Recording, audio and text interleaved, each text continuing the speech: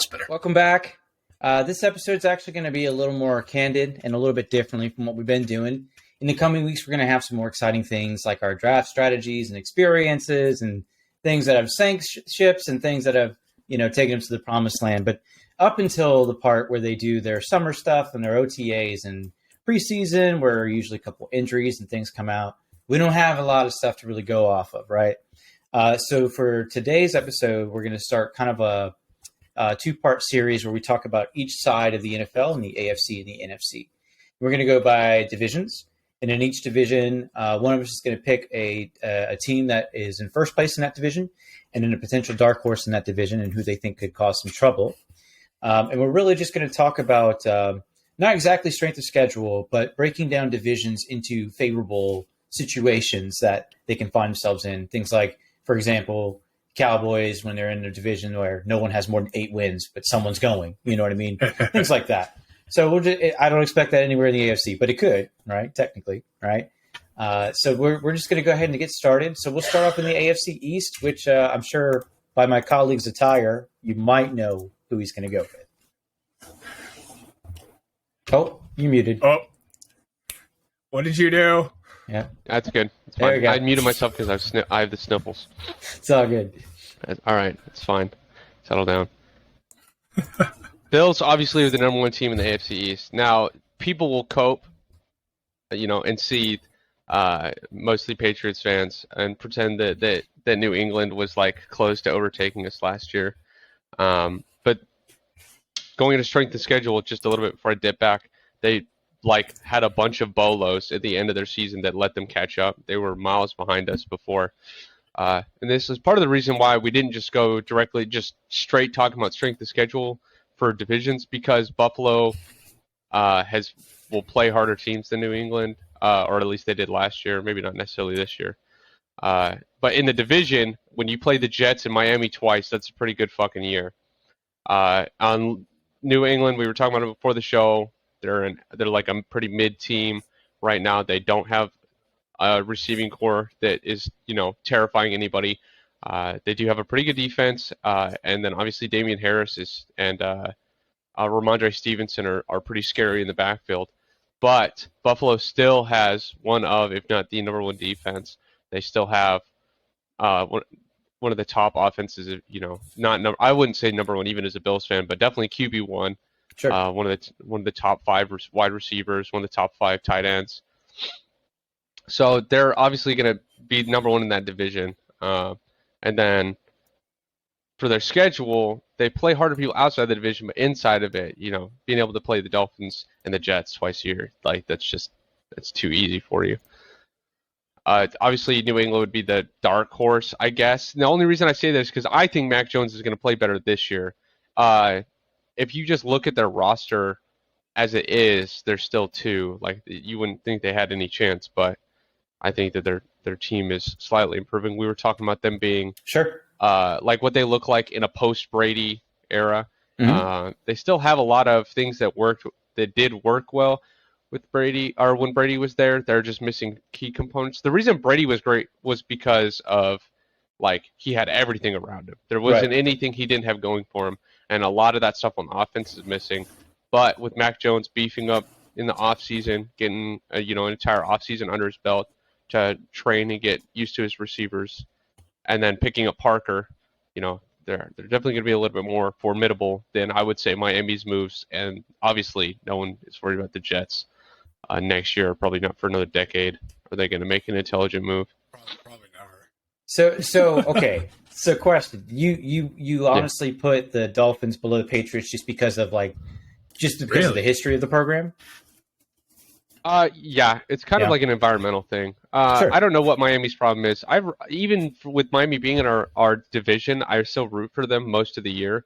I've said this before, maybe not on the show, but as long as Miami is behind Buffalo, they can win every game that they want. Sure. I really don't care. After Buffalo secures the number 1 seed, I want Miami to get the wild card. I like their team. I like a lot of players that play for Miami. Mm-hmm. It's not that I think that Miami is necessarily worse. I just think it's more likely that New England is going to take that second seed and get the wild card over Miami. I hope not. I hope that they beat the shit out of New England. I just don't see it happening because for whatever reason, it's possible. even when they've been having good years and they also continue to choke. So I don't. Whatever that issue is, I don't think it's been solved yet. You don't think they didn't solve anything with all the activity they've done in the offseason?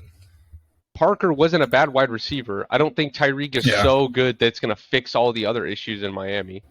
It's not like, again, they didn't play bad football. Just, something wasn't working, and I don't know that they fixed that in this offseason. A lot of it has to do with the fact that they complicated several offensive schemes into one, right? When you had talent at a lot of those positions, it didn't have to be just Waddle.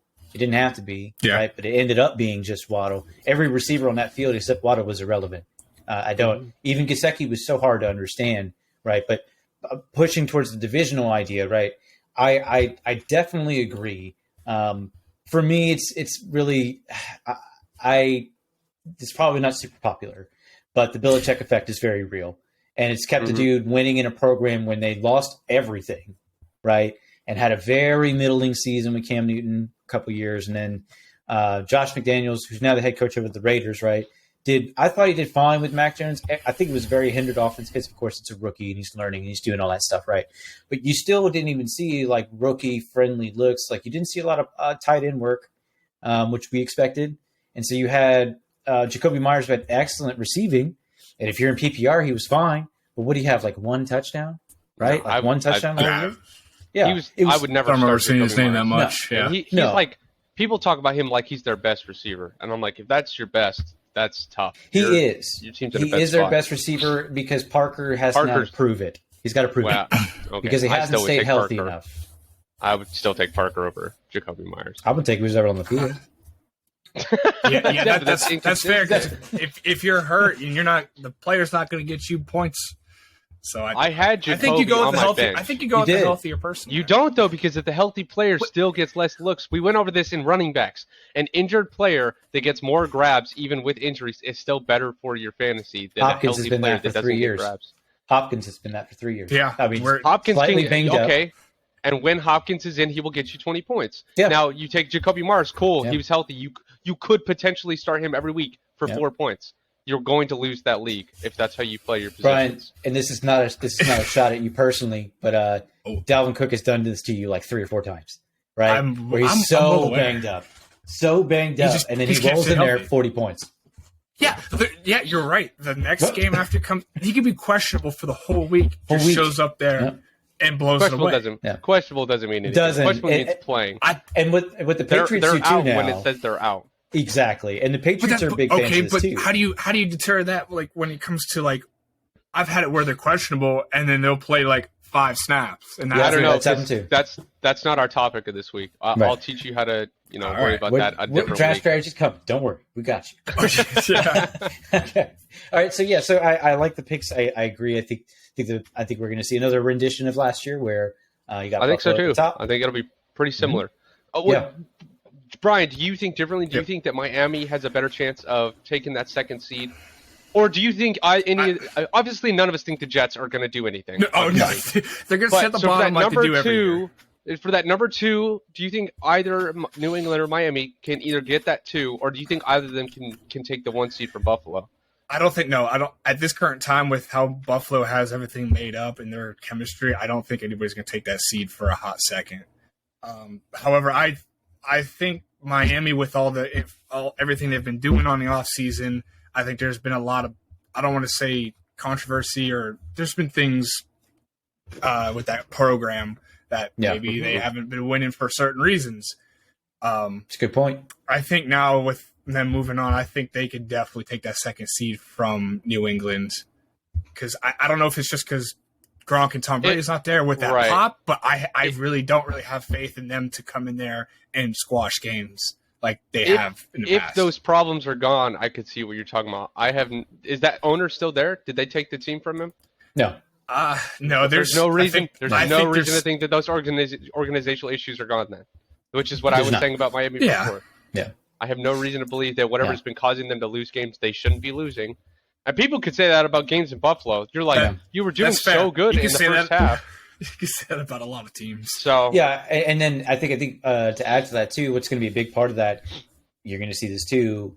when a certain coach who's now with the Steelers, if they happen to start to really, really execute extremely well, that's another discussion for that organization. But no, so I'm a huge fan of that discussion. I am too, and that's why we're actually being a Steelers fan. I'm huge. We will add to Ray's stuff because I think the AFC is really dependent down to 4 teams, and that's Buffalo is certainly one of them. And I know the one you're talking about is probably going to be the next one. So Brian over here is going to do our AFC North picture, and basically he's going to pick a top team. He's going to pick a dark horse, and then we're going to discuss and see if that's really where we want to go with it. That's fair. I'm curious. AFC North, correct? Just so I heard you correct. Yep. Yeah. Okay. Oh, you're gonna have a dumb take. I'm calling it now. Wow. I'm sorry. I'm just throwing it out there. I forgot who was in that division. Go ahead. Yeah. I know exactly who's in there. I don't think Baltimore has any chance, or nor the Browns have any chance, or even need to be in a discussion. That's fair. I think there's just way too much things going on with that. I don't even know who Baltimore is a running back anymore due to the injuries or whoever's healthy. They got like 6 of them. Of course, the Cincinnati Bengals, I think, definitely sit right on top. They're just coming off a huge season. I'd say Pittsburgh comes in that second one. Just because of the fact that it's the Pittsburgh Steelers, they have a standard. With them switching out a quarterback, I believe with them switching out a quarterback, it's not going to be flashy. They're never flashy. But hey, just win is, I think, their standard kind of right now, transitioning to more of a reliable quarterback and a franchise quarterback they're trying to build. Trying to get back to like traditional football. Yeah, trying to get back to that. Plus with Najee Harris toting that rock, that gets us back to the Pittsburgh Steelers running that football, which is, I think, in a different huge. Way. Who is starting for Pittsburgh? Who's the projected starter? Currently, they're hell. Let me take a look at her. I know the answer. I'm not going to give Ray the satisfaction. I had it because I think they switched back and forth a little bit. Just only between second and third. They don't really switch from 1 and 2.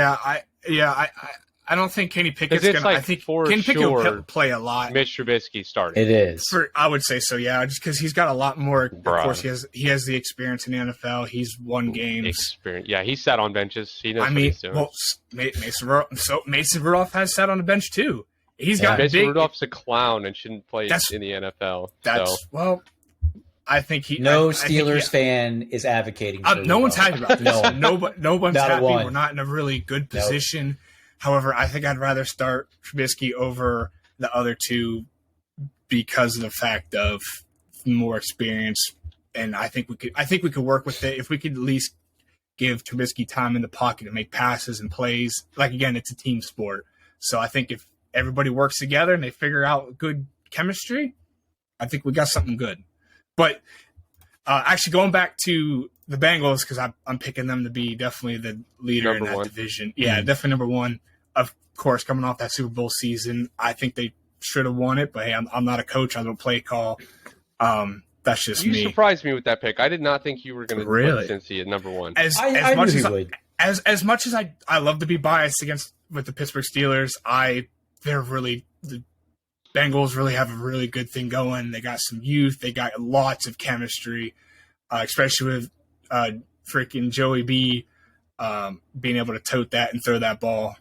Yeah. So I think that's definitely solid for them. You've just been preaching about how they're going to have a worse season now, for a couple weeks. So I thought for sure you're going to be like, they're going to fall off. They're going to be third. I don't expect them to be top notch and scholar this year, but I do expect them to lead it like mostly straight out. Yeah. They might have a couple bad weeks, but that's probably about it. I still think it's crazy to me that you're putting Pittsburgh as 2. I get it. You're a fan, but you got to be kidding me, bro. Like, you genuinely think that the Browns with Deshaun Watson or even Baker Mayfield can't beat Did they even determine who's playing? It's going to be one of them. Or Case Keenum is in Buffalo. It is Brissett. Oh, that's right. I'm sorry. Brissett. What's his name? Who's Brissett? Yeah, who's Brissett? Who is that? Let's go Brissett is better than Mitch Trubisky. I would start Brissett over Mitch Trubisky. Ooh. They're both Ooh. bad. Don't. We're picking bottom of the barrel here. No, that's not true. I mean, when Brissett in Miami played really well, I mean, He was fine. he made Yeah. really dumb mistakes. Yeah. But that comes I with think like time starting, I think. You know? Cleveland, Yeah. as of right now, still has Baker Mayfield, even if Deshaun Watson doesn't start. You don't think that think burns Baker- Baker Mayfield and he just doesn't care anymore? I mean, I don't really care. How are you going to bring another quarterback when you I'm Baker not Mayfield gave him all this success? Don't get me wrong, emotional. they didn't win Super Bowls, You but can't they've won account for games emotional and at least decisions. one playoff game. That's You a cannot- huge step up. You cannot account for emotional decisions, obviously, No. because who knows how Baker Mayfield's going to react if they ask him to start. I don't agree with you putting Pittsburgh over the Ravens either, though, because as much as they have Tyler Huntley and Lamar Jackson, for all I care, can be the running back, and they can give Huntley Pretty much. the starting QB Yeah. position. Their throwing is on par for me, except Tyler Huntley's healthier because he hasn't been beat to shit like Lamar has, you know. So as far as I'm concerned, Tyler Huntley almost beat Green Bay. Mhm. You know, like in one of his first starts. He's a good quarterback. He's a good rookie, I should say. He's not, he's not an all-star starter, but he's really good, and that's a good team. But that's my question: is they're not going to see this and be like, "Oh, we should go with that." They're going to start Lamar as quarterback, and I'm sure Are he's they? going to. Oh yeah. I reckon. You think so? Yeah, not No, even close. So he'll play, okay, I don't- so then it's going to be a Kyle Orton and Tim Tebow thing where they play him for 6 games, realize he's hot dog shit, and they should have gone with the rookie anyway, and then start him. Then they win half of a season, and then, where that goes from there is irrelevant. I think your glass holds more water if you take into the fact that Lamar's holding out for the big money. And I think when money comes into the situation, it changes more. I think you're right in the sense that, like, if Huntley can provide winning games, right? I don't know that I would pay Lamar Jackson the $150 million contract. I don't know yet. That's fair. I will say he's also got an MVP to his name. I would say that his name alone carries tons of weight. I don't think Lamar's ever going to be hurting. So if it's not at Baltimore, it will be at another team, and it will be fine. I'm saying I put Baltimore over Pittsburgh, but I don't trust Baltimore in the sense of, like, it just got rid of their only decent receiver. Great, okay. Sammy Watkins. No, me and you have watched Hollywood Brown drop passes all year. Yeah, you kidding me? I lost so Their many number fantasy one points receiver last is year Mark because of Andrews. that.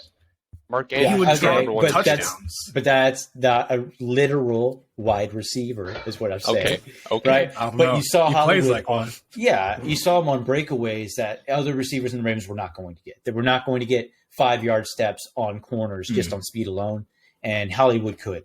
Him going over to Arizona, I love that move for him, especially, and Kyler. But for me, Baltimore lost a huge chunk of what makes them lethal down the field.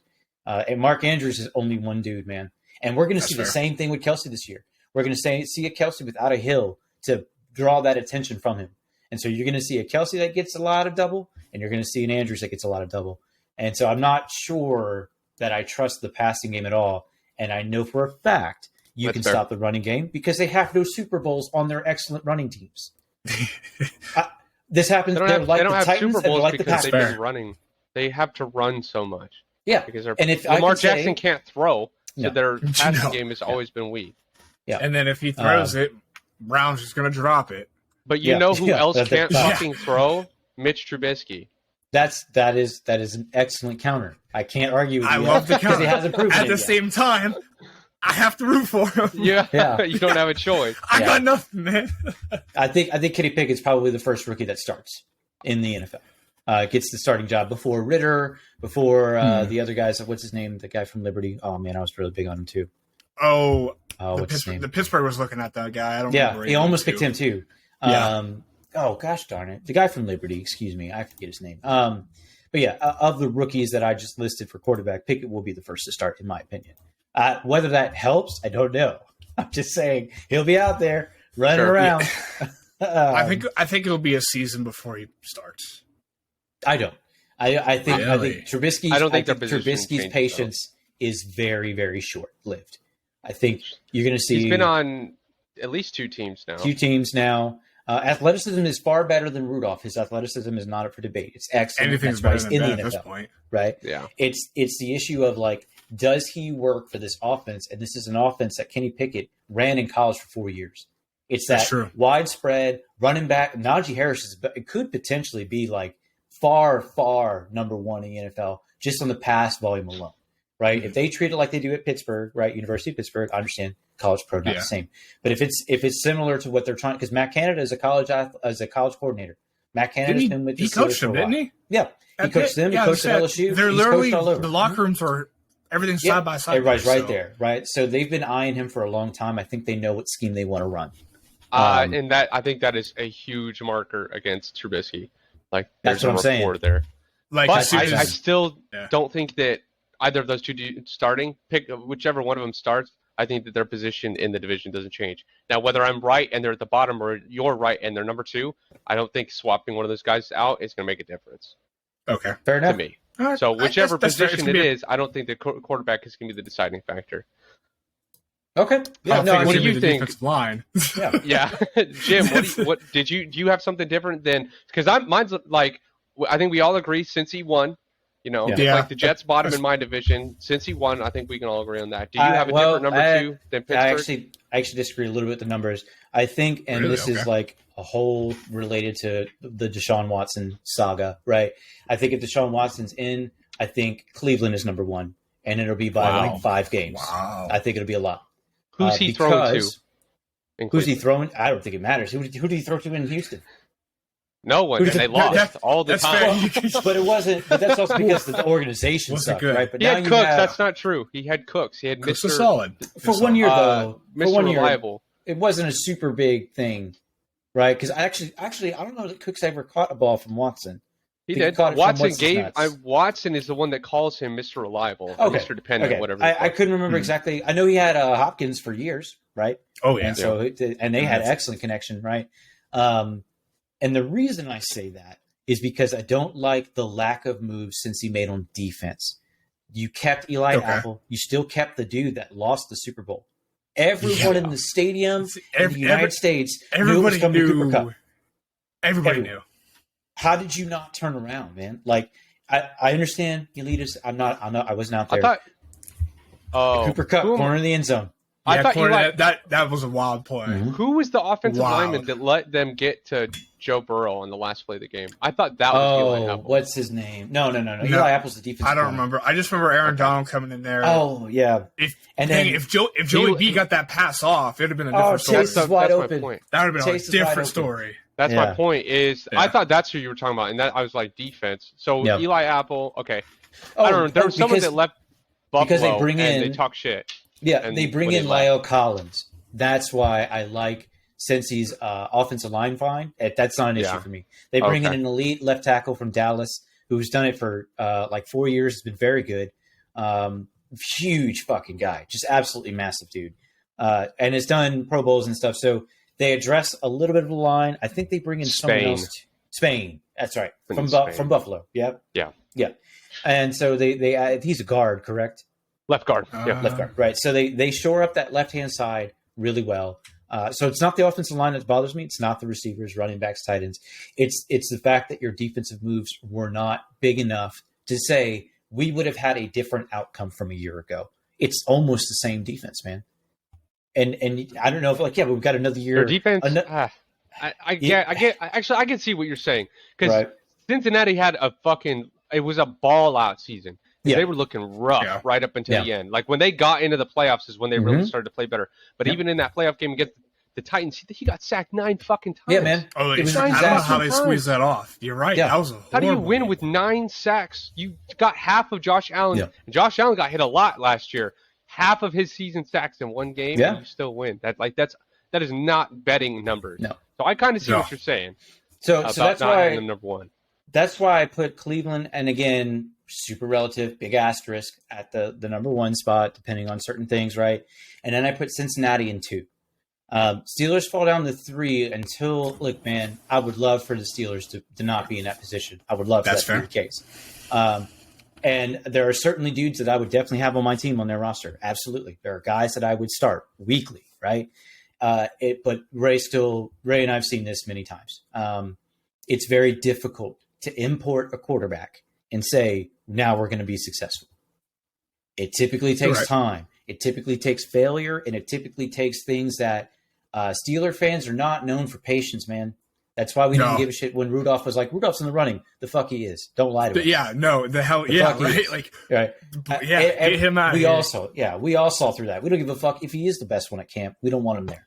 Nope, you know what I mean? Not happening. So that's why I know the logic of what the Steelers are trying to do.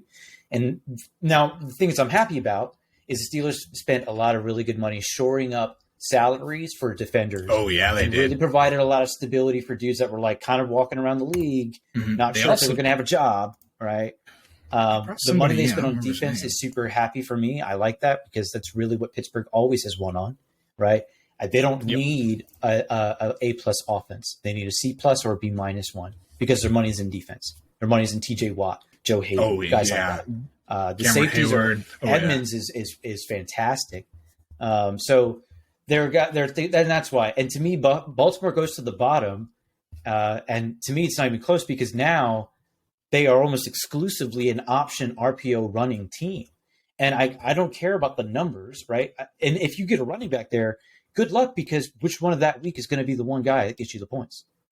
Oh, yeah. Right? For sure. When it comes down to the fantasy standpoint, who? I'm not picking a 3 running back rotation. You've lost your mind. Absolutely not. I wouldn't either. Right? No. It's Lamar Jackson. He's the running back. That's who it is. If he's healthy. Yeah. So Freeman played, and you could consistently pick him, but I think that this division is so volatile, like way more volatile than originally I was thinking. Like you pointed out the issues with Cincinnati. I think I'm still going to stand by the fact that I think Baltimore is a little bit more stable, with the exception of the quarterback, because I think they're very close. They may have a 3 and a 4 spotting, but I think they're almost in the same boat. But that's my thoughts on the AFC section there. What a mess. That's a mess of a division. A lot of turnover there too. So speaking of turnover, man, I tell you what, you could not be in a more turnover-friendly side of the NFL than the AFC South. And now I guess I'll take this boat and I'll row on my way with it. So this division sucks. This division's terrible. It's not great. So I'm just going to rank them real quick, and then I'll give the logic as we go. To me, Titans are number 1. Crazy. And then the Colts are second. And then it would go Texans, Jaguars. I think that's the last two I don't think are real. I mean, you guys disagree with the last two? I think the Houston Texans are slightly better than Jaguars, but great pick. They're barely even a team. Yeah. I don't know. Houston's pretty bad, though. They're both not. No player on those teams are popping up my radar. I don't know. I might even put Houston below Jacksonville. Right. So I think we could agree that it's muddiest at the bottom. Yeah, it's gross. Shit pit. And here's why. Here's why I'm gonna break it down. The Titans go back to number 1 because they get Derrick Henry back and they bring in some more defensive talent, which is probably their biggest issue. I think the one person I've disagreed, or the one organization I've disagreed with most this offseason is the Titans when they said we're going to replace A.J. Brown, which is probably one of the dumbest things I've heard in the last 3-4 years. I don't think it's possible to replace a dude. Not talent-wise, but when you're talking about like looking at it from like Moneyball perspective, it's like, okay, that's what it is. You can pay Aaron Judge to hit home runs. How do we get 3 dudes that can replace him? So that's what they're trying to do. Right. Here. And they kind of pretend that their rookie receiver is like the next AJ Brown. That's my issue. Yeah. Okay, the next AJ Brown in the sense that he'll put up the same points that an injured AJ Brown puts up. Like, yes, you are correct. Yeah. But he's not the next AJ Brown. You can't predict that stuff, man. And like that's my issue with it is like they were like, oh, well, we just drafted high. Yeah, so does everyone, man. Everyone drafts in the first round. What are you talking about, right? Everyone has a first round pick. Even then, you still can find solid talent in free agency. And maybe the Titans have something in mind for that. Maybe they make a couple more moves on the free agency to shore up some of that offense. But I will say this. I will say that if you have an instance this year where Derrick Henry misses time, they will not win those games. They will not. Because the time that Derrick Henry was out was A.J. Brown's best time of the year. And not just his, but they had Ferkser and a couple of rando tight ends that, totaled, I think, like 5 or 6 touchdowns over the time that they started, which is great. for tight end positioning, right? And then McNichols really picked up the slack when it came to the passing game for them, right? I don't think they lose all those games. I think that they underestimate the impact that one stellar receiver makes.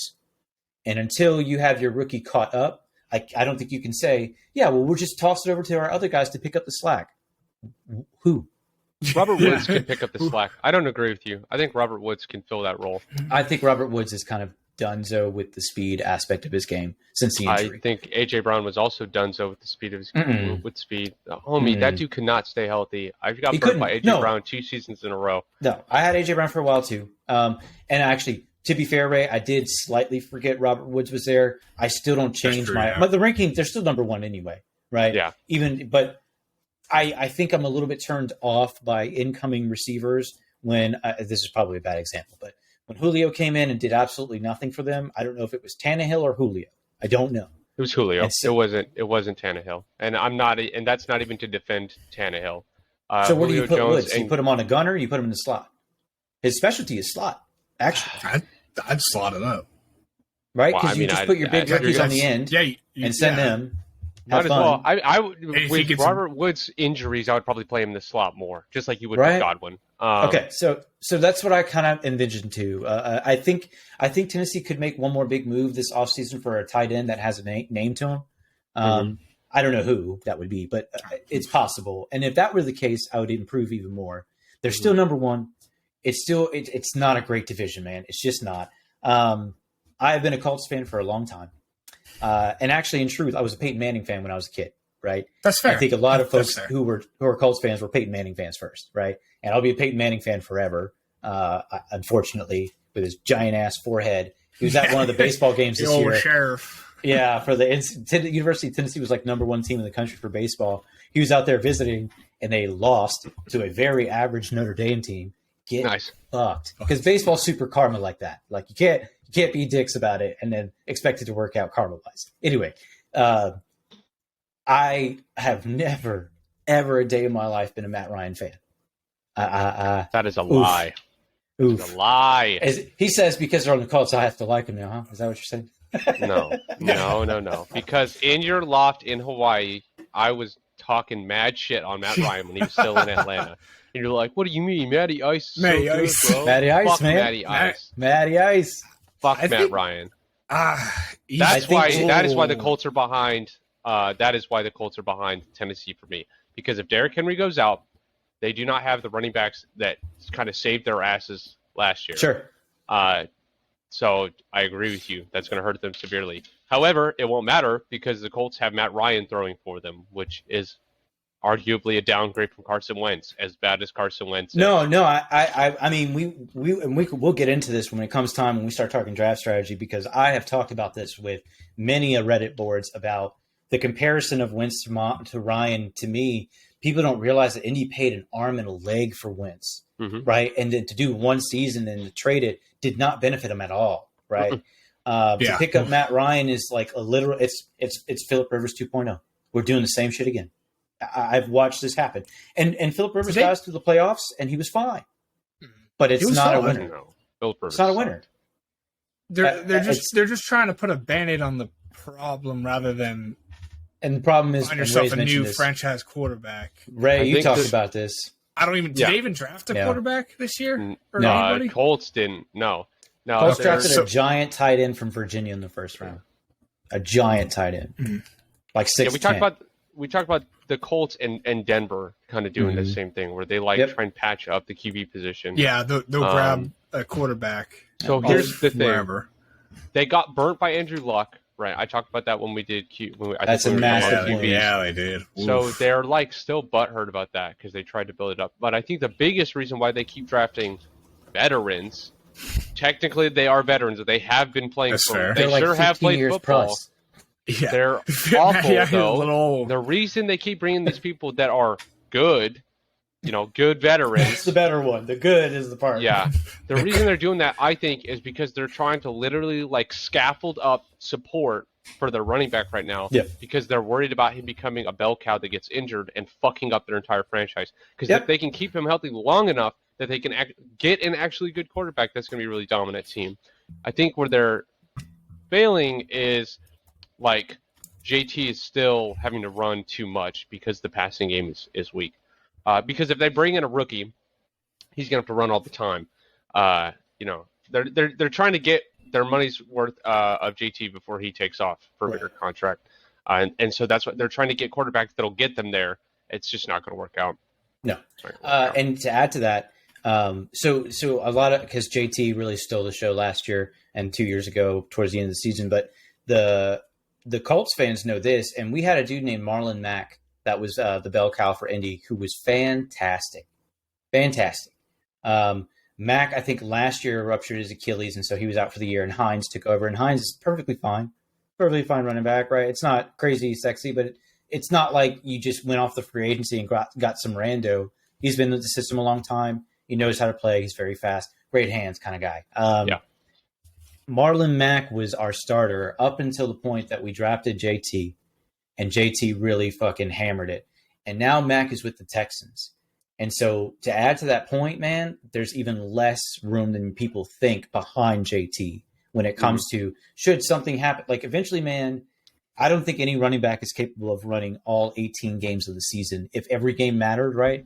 If it wasn't a blowout and it was an irrelevant game towards the playoffs and they didn't play them kind of thing. If they like Najee Harris had to be in every game. And for the one game he wasn't, it was an ass kicking. Right. And I don't think any running back is capable of doing that length. So I'm super curious as to how they break up the offense. Wow. But regardless of the backups, right, I put Titans 1, Colts 2. I'm going to go Houston 3, Jacksonville 4. Remind that. I don't like Lovie Smith's coaching style. I think it was a big-time failure in Chicago for a reason. I think he was a University of Illinois head coach for only a couple seasons for a reason. Maybe he is strictly an NFL coach. Okay, I'll open the door back up because he's the head coach regardless. His endorsement of Sam Mills, I don't hate it. I certainly don't like it. I think I hate to say this, but I think if you're going to go off of like numbers wise, Trevor Lawrence is probably far better potentially than Sam Mills as far as athleticism, speed, and accuracy. I think he needs help. I think he needs so much help that you could interchange the Jaguars and Texans. Mm-hmm. Do you think James Robinson has any value down there still? Yes. I remember last year whenever Meyer stepped in, those first 3 games I had him, they didn't use him they were like, who's this guy? So do you know who the head coach of the Jaguars is now? I don't even know if they're still franchise at this point. He is the Super Bowl winning Eagles head coach, Doug Peterson. Oh, so no one. Okay. A fluke. The one who won it with Wentz and Foles in them. Yeah, a fluke. Right. That's it's still some. It's still some. I don't know, man. Okay, I think if you bring Philly their first ever and only ever, right? He brings a very run heavy offense back with him. Typically, I think he has to. 1, because Marlon Mack is with the Texans now. He's a very good running back. 2, because they have fuck all out there. Sam Mills is doing the best that he can. And there were games that Sam Mills had fantastic games, but it's still only going to be like 12, 14 points for fantasy, right? Just because the disaster show will continue. It's the same as Trevor Lawrence. I don't know anybody who confidently started Trevor Lawrence last year. In fact, if he was drafted, he was quickly on the free agency. No, not yet. But my one issue with Robinson is Etienne coming back. For some reason, the organization, because Etienne was out all last year. I know. So that his injury is still he's still questionable. No, he's good to go. Oh, okay. No, he's in full participants of OTAs and stuff. So what did you mean by is he coming back? No, I'm saying Etienne is coming back. Excuse me. Okay. You're saying I didn't enunciate. No, it's not a question. Okay, I misunderstood. I would like, and here's why I say that, because the organization doesn't seem to be a massive James Robinson fan, because they had whole games where he was perfectly healthy, perfectly fine, and they ran it 4 times. And I don't know if that's because the whole team was a disaster. Totally plausible. Totally. Sure. I would like to see Etienne play a complementary scat back position, like a shotgun back, and let James Robinson carry the bell. Both players would benefit that. They currently have the Etienne 1, Robinson 2 on the depth chart, and that's because of draft talent. But until he's on the field doing it, I don't think that's accurate. James Robinson can do it. We've seen him do it. Oh, for He's sure. not Yeah. as tall and he's not as handsy as Etienne. That's why they like Etienne a little bit more. But everyone has seen Robinson put up 40 points. Oh yeah, yeah. You know. I remember I had him on the. He's good. He Yeah, can he produce. can do the job. It's He just can do the job.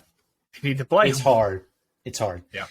The receiving core there is an absolute disaster, and I think the running backs are going to be heavily used on both backs. I think. So I still think both have value, but that it still places them in third in a division that's absolute dog shit. Still. That's fair. So yeah. So I've said my piece even about my favorite division, even though it's not good football, man. It's gross football. Man, I'm doing the same thing when we go to the NFC.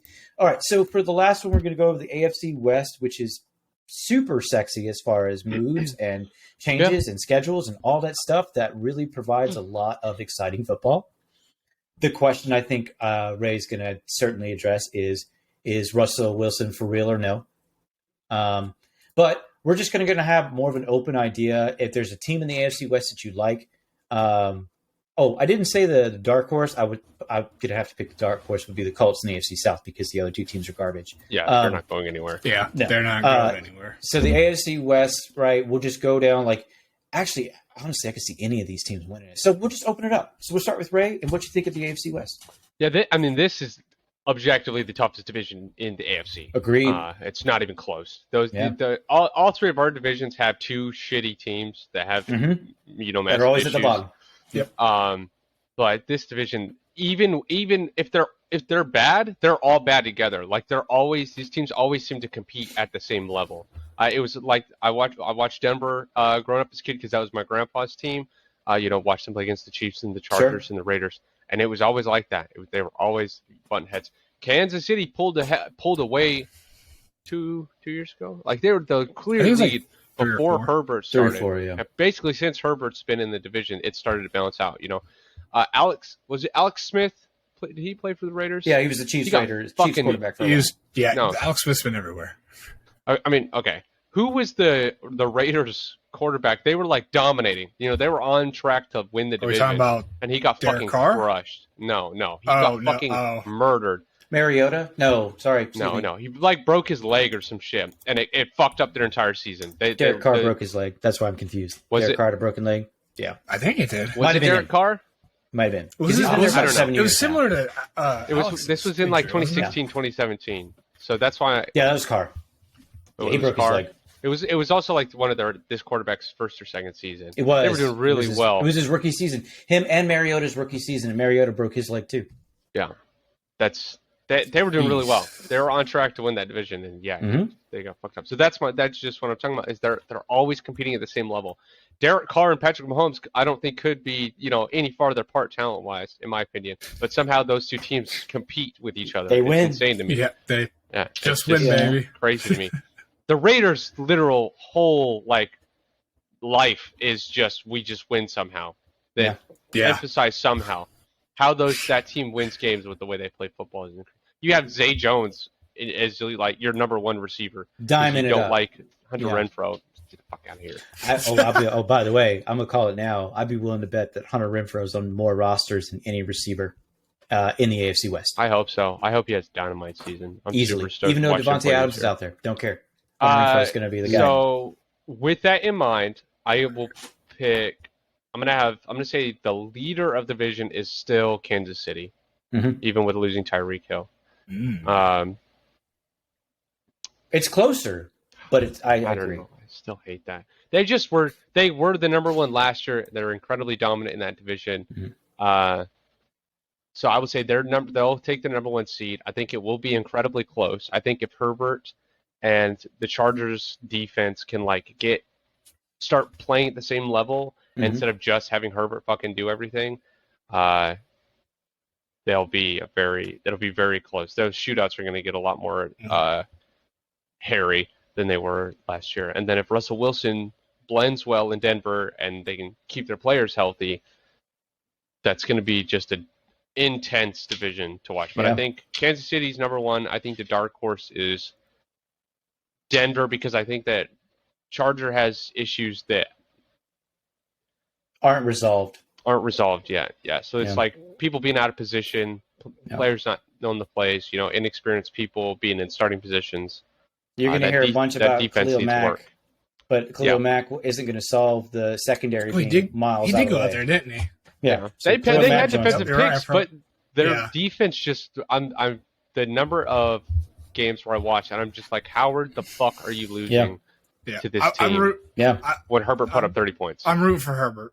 I think ever since he stepped on the field, I think he's just been able to sling that ball. Yeah, we love watching him play. And beautiful. I just wish they could win it. Yeah. Herbert to me is one of the most exciting quarterbacks to watch, and there's certainly weeks where he'll end up as QB1, unquestionably. Oh, for sure. Yeah, certainly. I'd draft him. The turnovers for me are a big red flag, and the turnovers speak to the fact that he's still trying to make plays that aren't there because he knows his team sucks. And that's really the straight and narrow of it, right? Is like, hey man, I got to fucking try. Let me just throw it up there, and it ends up as a pick because it's double coverage. But it could have been a touchdown. Could have been, I guess. And I think the supporting role, Keenan Allen's a great receiver. Mike Williams is not. Yeah. And it's not they because don't he's have a not tight end talented. either. It's not because he's not talented, Brian. It's the consistency. I don't and know. health. Last year, I was playing against him. Ray, and he would have Mike smoke Williams? me. He would smoke, but then the next following week when I was Give him 2 points. I wasn't playing him. 2 points. Sat on the bench or did something. I don't know. Yeah. Went to the hospital. Yeah. I'm picking Mike Williams as, hey, I got to take a shot in the dark. Maybe this dude can stay on my Mike roster. Williams was as consistent as Keenan Allen, the Chargers would never lose. He'd be top. They would never lose. Yeah. Because Mike Williams is incredibly talented. He just doesn't always play like it. Herbert beefed up.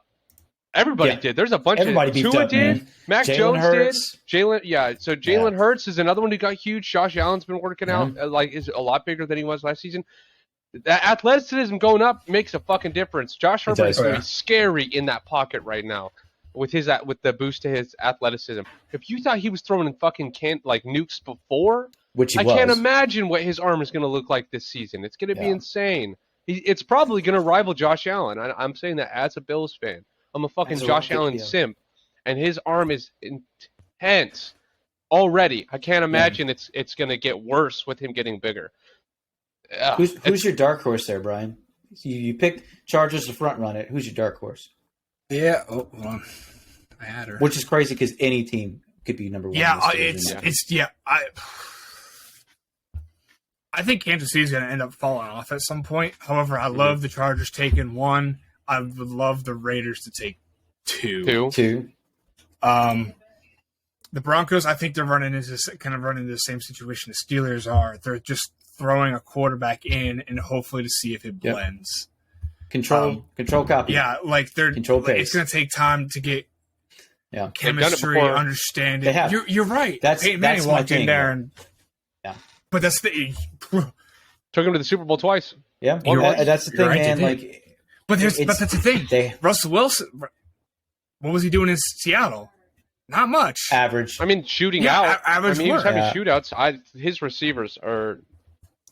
His numbers, though. Yeah, I don't know. That's what I was talking about earlier. Is Russell Wilson's numbers are weird to me because he's got better receivers than Peyton did. When Peyton left Indy, he did not have the receivers that Russell is leaving behind in Seattle. So it's kind of like, I don't know, man. What were the issues? What was going on in Seattle that was stopping him from winning?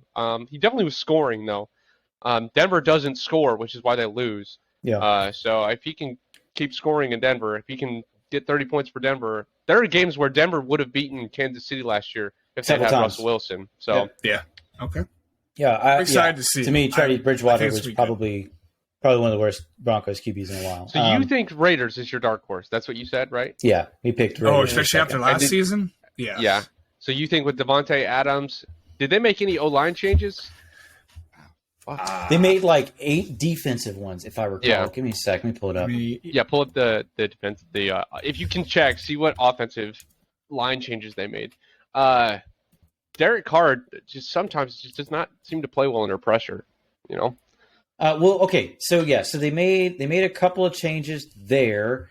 I would say though, even because it's not a big name guy, but even if they make the changes, the biggest change to me is you bring in Josh McDaniels, who's an offensive nut.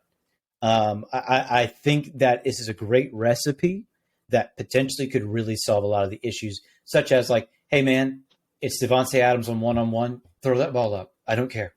Throw it up. I would say 60% of the time it's going to work out very well for you. They did it with Zay Jones. They did those plays with Zay Jones. If you don't do that with Devontae Adams, you're a fucking idiot. If you're stupid enough to trust Zay Jones with coverage, why would you not throw it to Devontae Adams under coverage? Yep. And then Hunter Renfrow in the slot now with a true number one out there. Oh, man. Yeah. It's got a great recipe. I think that's a good combination, For me, this division has a lot of excellent talent at a lot of key positions. I mean, I could not agree with you more, Ray, in the sense that, to me, this is the toughest division in the AFC easily. It may be the NFL, depending if the Cardinals division shows out or not. I would say it is. Right? So, because if you're talking about, we'll do that next show, but last year it was the Cardinals, Rams, and all those nuts who were all excellent, right? This year, this year, I'm going to pick Chargers 1. Interesting. And then I'm going to do Broncos 2nd. But I will add a caveat. I will say that the Broncos and Chiefs are almost identical in talent now. I will say that they're very, very, very, very close. My issue with Kansas City is the lack of defensive moves. They lose Tyrann Mathieu. Yeah. I'm not saying that's the end of it, right? I'm not saying that's what defines your defense, but you didn't bring in a lot of young, fresh blood to take a shot to better that defense. And I hate that, because if your defense didn't work last year, why the fuck would it work this year? And that's my whole thing with it. Towards the end of the season, they really got it together. A lot of Chris Jones and them were injured a lot. Like, dudes who were on their D line that are very big players were out a lot. And so it didn't really help. I understand. I picked the Chargers 1 strictly because of their offense. Strictly because of that. I think the Eckler situation is very clear. That's your number 1. Because it was a little bit of Justin Jackson, and he's not there anymore, I don't believe. I think he's moved teams, right? So Eckler's your guy. You've got excellent receivers, an excellent receiver, and a good one. He can show up. I'd like for him to show up more often. My question mark for them is a tight end, but I will say this, even in college, when he was at the Oregon Ducks program, Herbert never used a tight end, ever. It's not new to him. It's not strange or bizarre. I don't care for their coaching staff. That's my issue with the Chargers. I think they're very complacent in winning 8 games and maybe making the playoffs. They like looking shiny, but they're not. They don't seem to be like making changes that are going to get them all the way. 4th and 1. Let's go for it. Why? Because that's why.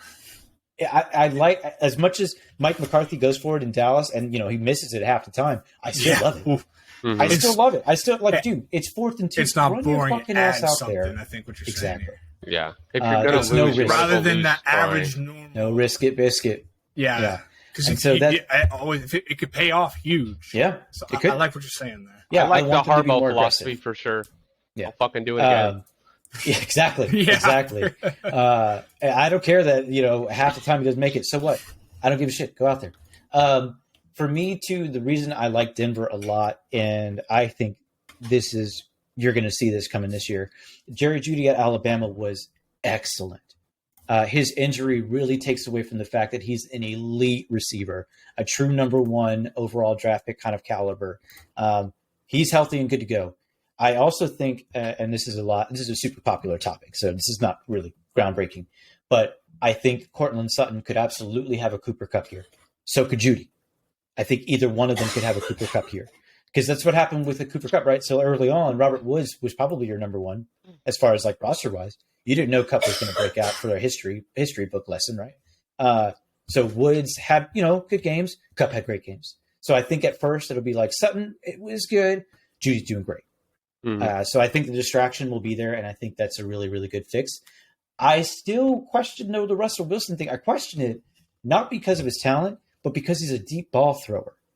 And that's been his whole career, man. I'm not saying he can't throw it medium. It's not what I'm saying. What I'm saying is his main money in his Super Bowl seasons come from the fact that he can throw it over the top of any defense with Metcalf or Lockett or whoever he had. Do you think in Denver, that air being a little different, he could just hail and nuke that ball completely out of the stadium? I think you don't have a Denver offense that's ready for a Duke Nukem style. I don't think that's what they do. I would have loved if Fant stayed. To me, that's an offense that I could get behind for a playoff run easily.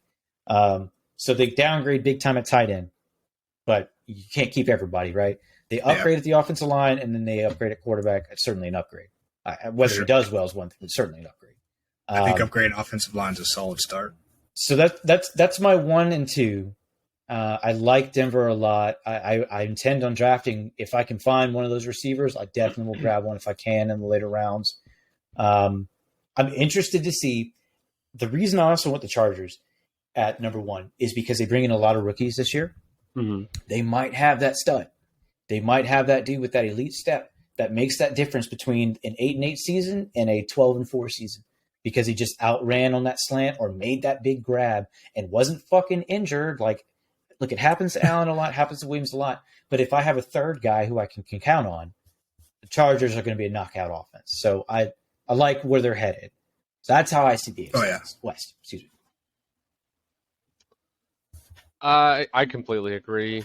Especially when we were talking about quarterbacks, and Brian was talking about putting Mahomes over Josh Allen, and I told him, I said, unless you can give me an answer as to what the fuck was going on in the beginning and middle of his season, where you just could not start him reliably. Oh yeah, because that never got answered. Yeah. So to add that, I traded Derek Stafford for Mahomes. Because Stafford was doing well, but Stafford wasn't going to win me games. Like, he was going to get your 25 pointers. But Derek, that's all he needed was consistent, because he had the other all-stars, right? And I could not start Mahomes. I had to start Prescott like 6 weeks straight before I could start Mahomes. It was crazy. Absolute garbage time. Yeah.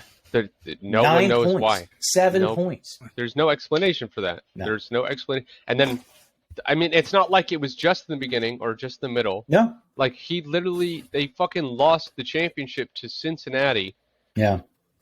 Because of Mahomes. Like, how Mahomes was playing in that second half of that game. Like, yeah, I mean, that behavior never got Cincinnati explained. By 20. It never got explained. That him getting his shit rocked against Tennessee, that made sense. But he was playing bad before that. So it's not like it was an ongoing injury. You know, there's not an explanation for what was going on. I fucking loved it. I loved watching the Chiefs eat shit, during those like 6 to 8 weeks. And then I absolutely loved watching them fucking choke in the second half of that playoff game. AFC game, yeah. The difference between the Chargers winning and the Chiefs winning in that division is, can fucking LA's defense hold Mahomes to one less touchdown than they did last season? And if the answer is yes, then they will win every time, because Herbert has already proven that he can beat their defense. His arm wins against. And that one touchdown goes to Tyreek Hill. Yeah. Well, it goes to Tyreek Hill. Yeah. And he's not there anymore. Yes. That's true. Kansas City's touchdown that they lose to, that the Chargers lose to, is gone now with Tyreek Hill. And the defensive loss of Kansas City is going to hurt them, I think, possibly to a degree. Over time. The Chargers are going to score more now against them. You know, we'll see where that pressure falls as they split it between the defense. I definitely think that the Chargers as number 1 is realistic, because I just don't like Mahomes. No. As a player, not with the loss of all that, and I just don't understand like what happened. He went from being like one of my favorite players to one of my least favorite players over the span of a season. What it started with personally, it started with the Buffalo Kansas City AFC Championship game. Not because we lost, but because there was some fucking bullshit going on in that game. So it started there. That's where my hatred for Kansas City started. But then the across that season, were the best of that part. Yeah, Ray's drug text made that event so fucking awesome. Good game, great game. Anyway, the look on his face. Still, you had a great time, and that's why you go, right? Yeah, that's I'm not talking about last season. I was talking about the AFC Championship, where we got beat bad. We didn't lose in overtime. They beat us bad, but there was a bunch of penalties. So that's where my disdain from them came from, was from the 2020 season. A lot of defense pass interference. So it started there, but then across last season, I just learned to hate them more and more. And just, I don't know, his the way he played last season, I'm just not a fan. One of my and Ray, on that moment in that gap of the season too, I had Mahomes in, and I was like, oh, he's playing the Giants. He's got this. He did not have it. It was like 5.8 points. It was abysmal. Okay, so we got our Pat Mahomes hate out this week. So that's how we kind of see our divisions right now. This is our AFC picture. I think there are a lot of differences from last year to this year as far as potential in other teams. A lot of moves throughout the AFC. Past couple of seasons, you've seen very standard performances from AFC of like, oh, obviously it's going to be this team or that team. But I think that changes a lot this year. But I think that's all that I have, folks. Do you guys have anything else to add? I have nothing to add. I think awesome. Pretty good one. Well, thank you guys so much for joining us. We're going to do our NFC picture next week, guys. You'll have a great week.